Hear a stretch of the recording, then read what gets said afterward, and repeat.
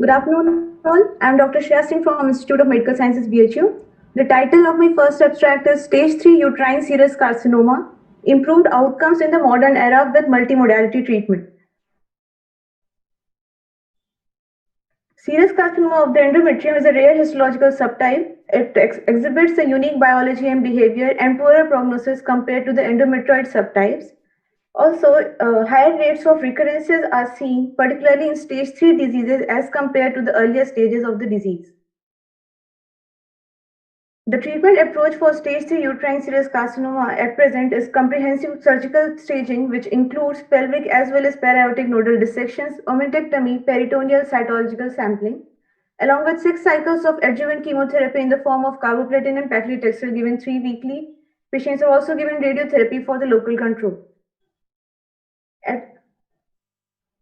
At Yale's, up to early 2000, chemotherapy along with vaginal brachytherapy was the treatment regimen being followed. However, 2010 onwards, it has been modified and chemotherapy along with volume-directed radiotherapy is now given.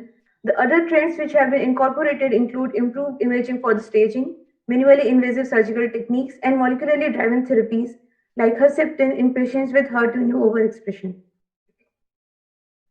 The outcomes of stage 3 uterine serous carcinoma in a modern era and compare it with the prior treatment regimen being followed up to the early 2000s. The secondary purpose was to examine patterns of failure resulting from the radiation fields. It's a retrospective review of FIGO 2009 stage 3 uterine serous carcinoma treated with radiotherapy.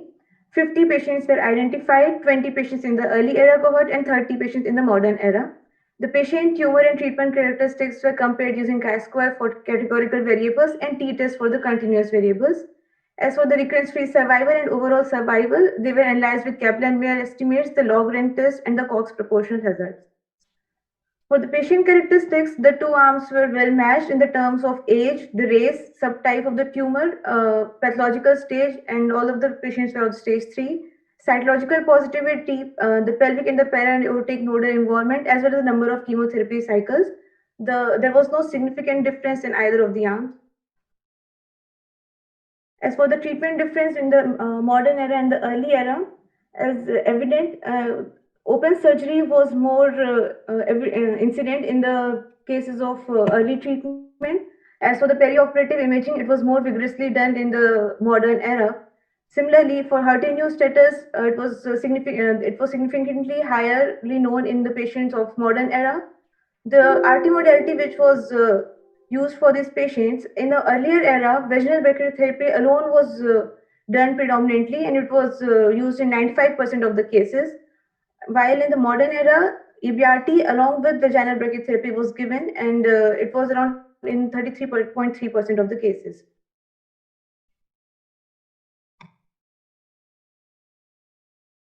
The median follow-up for early and modern era was 37.27 and 33.23 months respectively. As evident from the Kaplan-Meier plot, the recurrence-free survival as well as the overall survival was significantly better in the modern era treatment. The 3-year recurrence-free survival was 64% in the modern era arm as compared to 33% in the earlier era. Similarly, the 3-year overall survival was 90% in the modern era opposed to the 55% in the earlier era treatment.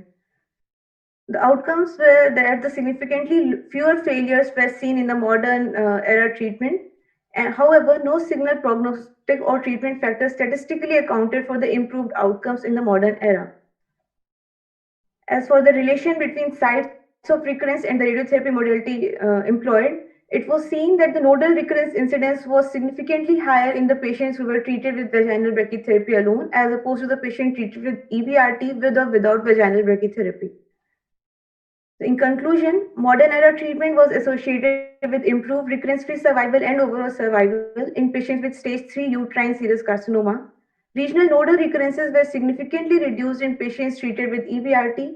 So EBRT should be considered in this patient population for locoregional control.